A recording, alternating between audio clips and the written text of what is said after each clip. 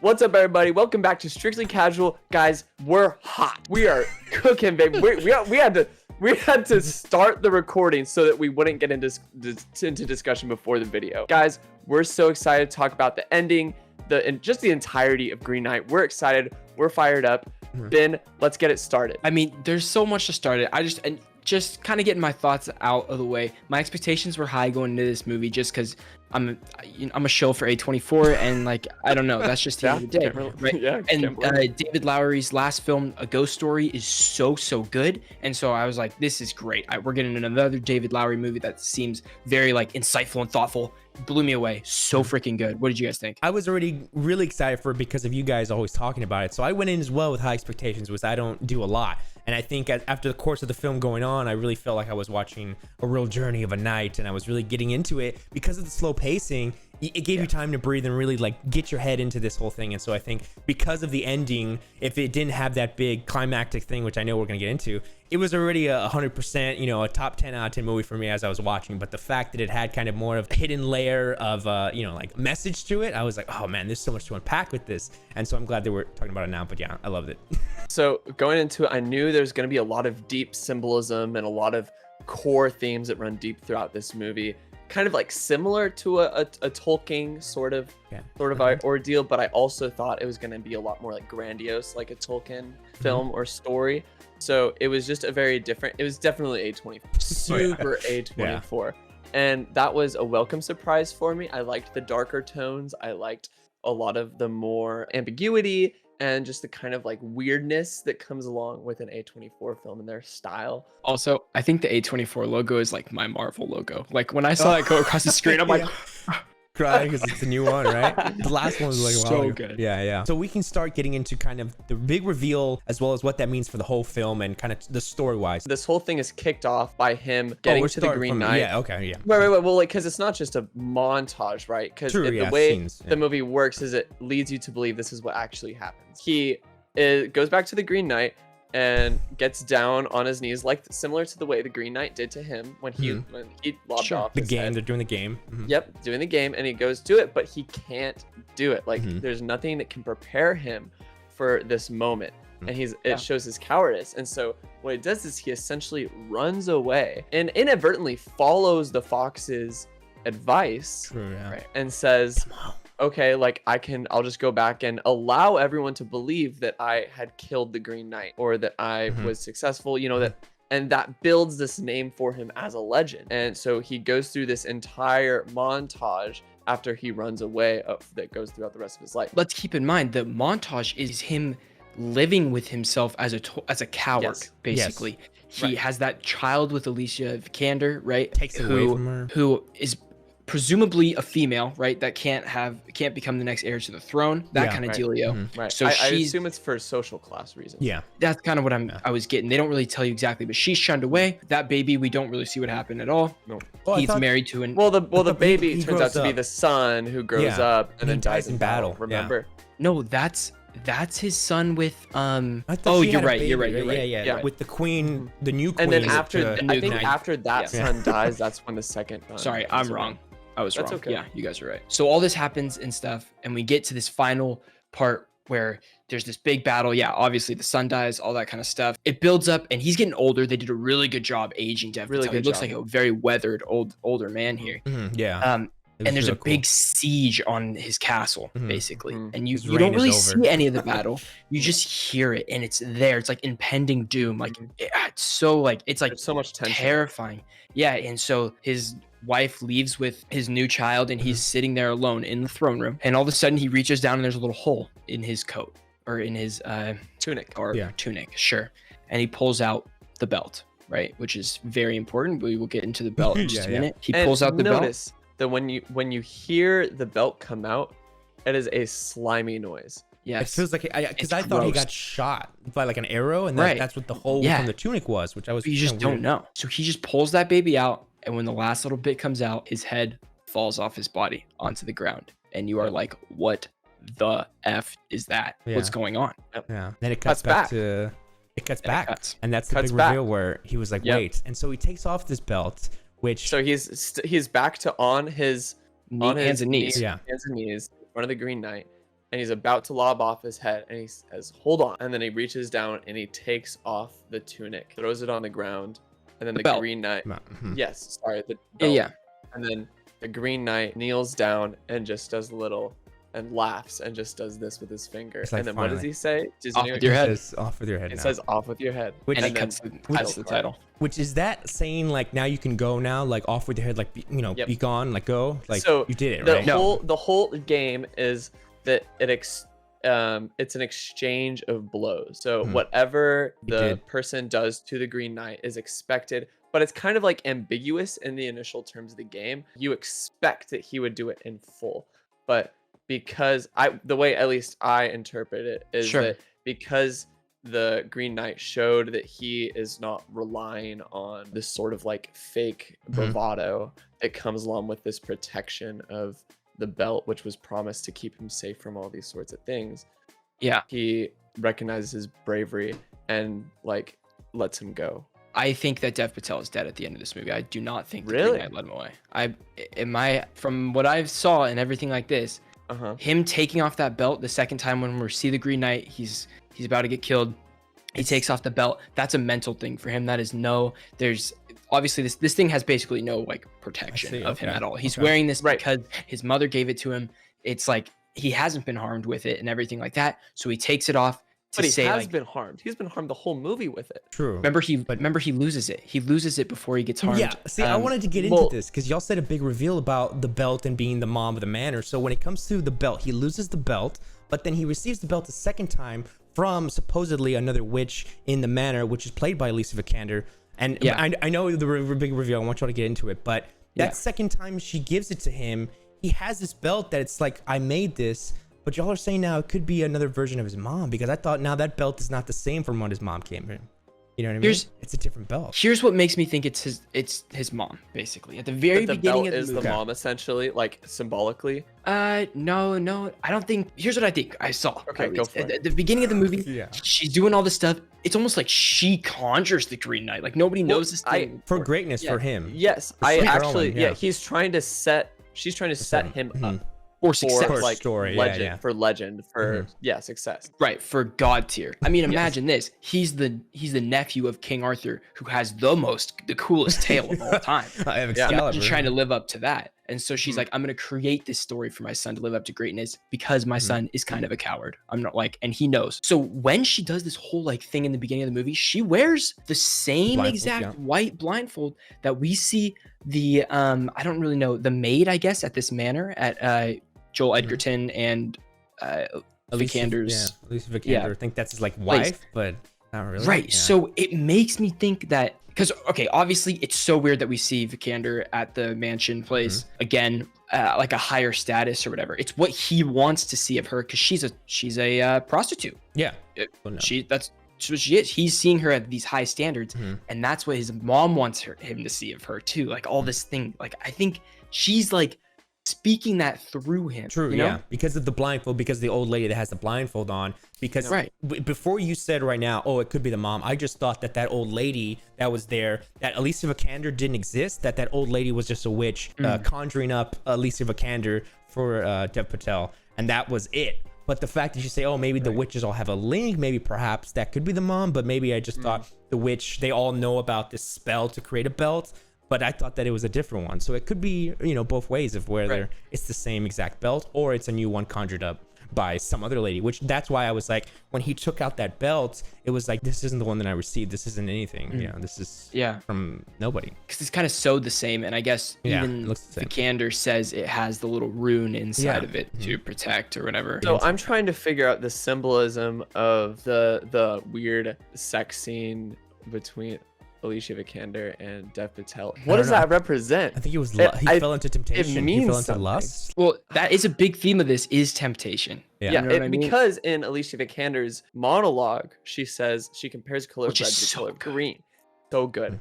It was incredible because red is this color of lust and passion, but it is green that is left after all of it. The green is what eventually overtakes these feelings of lust and of passion. So what does that mean for the scene? I wanted to bring up the colors too, but we'll talk about the colors in a sec. Okay. And see, now my answer to that would be more of like a whole scale-wide thing, because this is how I'm thinking, right? Since the movie is kind of broken up in the chapters, we have, you know, the giants, and then kind of when he's being kindness, when he gives to the boy there in the war field, turns out to be bandits, and they take from him. It seems like each chapter is showing him going on, you know, showing him testing a skill, and he's failing on each one. You know what I mean? I feel like even with the giants, usually on A Knight's Tale, a giant would probably pick him up and put him on the shoulder and continues on. That doesn't happen. The bandit turned out to be a lot. He was kind to him, and he got, you know, messed up by bandits. He fell into temptation in the manor, which, you know, he was already starting to say, no, I can't. It's not right. And then so it seems like all the chapters, everything that he was going through as A Knight's Tale, he didn't succeed at all. And I think the taking off the belt at that last time was the first thing that he did right. Was like, no, I'm ready to be a courageous knight. I'm ready to do it right. And that's why I thought when he says off with your head, like, be gone, you did it finally, well done, my boy. That's what he said, right? He's like, off with your head, finally. That's how that's how I see it. I think the Green Knight, I think he's dead. I think he's dead, but that's a good theory though. That is good what you said. Yeah, I like that. Man. Okay, so for the colors real quick. Yeah. Can I phone a friend? Because my friend. Enzo in here, baby. Let me phone a friend. So also during Vikander's monologue, she talks about the whole how red is the color of lust and passion, and how it'll eventually succumb to green, which is like the whole Green Knight theme. And we see in the beginning of the movie when the king, King Arthur, that's my personal interpretation of it, but we'll see. King Arthur is in the throne room with all the knights around the table during the ceremony. It's all very warmly lit, and it's the color of the fire. So it's a very orange, red, deep color. And by the end of the movie, we see that first ending for our main character, how he goes down that rabbit hole that no one wants to see him go down, where he's just a terrible person. And at the end of it, he's sitting in the throne room, and the enemy's at the gates, right? He's sitting waiting to die, basically, and the whole throne room is bathed in the green light from outside. So it's almost like he actually did end up succumbing to the green, just like Vikander's monologue. Wow. Okay. Yeah. Wow. Which goes into the belt too. That's why he's like, I'm stripping it. Exactly. I think, he's pulling the green out. But the red was the color, the lust and the passion. Yeah, but I think red in the story is like the human aspect, whereas green is nature taking over. Yeah. Oh yeah. Wow. And that very much is embodied with the Green Knight and the whole chapel, because the whole thing is like overgrown. There's no direct path that leads to it. You have to take a stream and a boat to get to it, because it is purely like within nature. Yeah, there's almost no human touch in the area. Which is strange that the fox is the kind of vessel to steer him astray, considering it would seem like the fox is a child of the forest. You know? Yeah. I don't know. That's kind of, but I know it's probably with the tail, the original tail. My friend who's next to me thought that the voice that the fox was talking in was his mother's voice. I think right when he's about to go into the river. Yep. It almost sounds like it is. I think it does. Like she's maybe speaking through it or something. That's what I thought. Which is strange on what we said, that the mom seems to be the one that summoned the Green Knight. You know, right? Now she's right. She seems to be the one that sends him on the journey in the first place. Right. She sends him on the journey, but I also think the mom just wants him to be safe. And like, so I think it's this weird thing of like, I think the mom doesn't necessarily want like harm for him. She wants Dev Patel to have the easy route to be a knight. Right. Because she really she just conjures this and puts together this path like step by step, and really wants to just lay it out for Dev Patel. Like, I think he has some redeeming moments in his cowardice, like when he jumps into the pond to find the head. Yeah. Oh, and it's red lights. Yeah, the whole red pond in the red. pond. See, and that's when he does something right. See, that tail, when he gets the red something in the pond. the chapter. See how, remember when I was saying the chapters on how it seems like he makes mistakes on some? That chapter seemed like he did something right for once, which is the red. So Enzo, you're right. The red could resemble the human side of doing things right. And the lady he returns the head to, she has red hair. She does have red hair. Well, This hold goes on, into it deeper. hold on.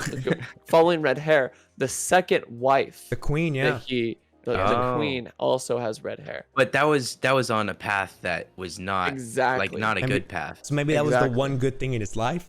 That was the one good. Maybe. That was great, Thanks for man. Thank you, Enzo.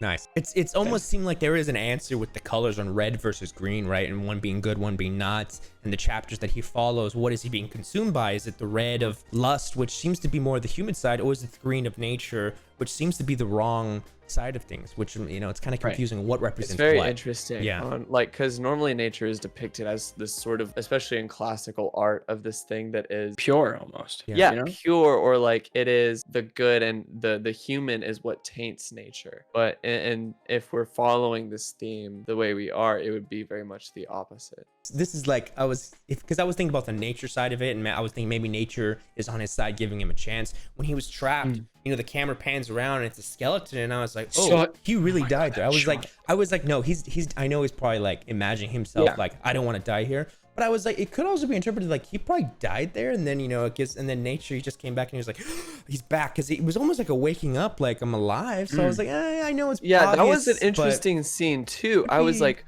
what is going on here? Like, let's just break that down. What was going on there? Yeah, with the skeleton. So it's also very funny, because if you watch A Ghost Story, which is David Lowery's film before this, I highly recommend it. Although it is so slow. There is there is a 5-minute scene of someone eating an entire pie. I'm serious. It's heartbreaking though to watch. It's like, the movie is very, very sad. There's so many long shots in there that they seem long, and because a shot's long when you think to yourself, oh, this is a long shot. That's when you know, right? Yeah. And so it started to feel like that as the camera went around, and I was like, this is David Lowery telling us, like, pay attention right here, because there's something here, there's something coming. Yeah. Like, you should look at this. And so the whole time you're anticipating what is it going to show me? Like, I don't know. And he's dead at the end. It's not necessarily shocking, but you're like, oh, he died there. You're like, whoa. He didn't make it. Yeah. Yeah, it's cool. That's his style. That's his style for sure. This movie is almost like the opposite of the hero's journey, which is absolutely. He doesn't overcome anything. Yeah. Yes, he's going on the journey and stuff like that, but he's failing himself more than anything at every single point here. It's interesting because instead of because at the bottom of the hero's journey is rock bottom, but in the bottom of his journey, I feel like is when he's at the top of the mountain talking.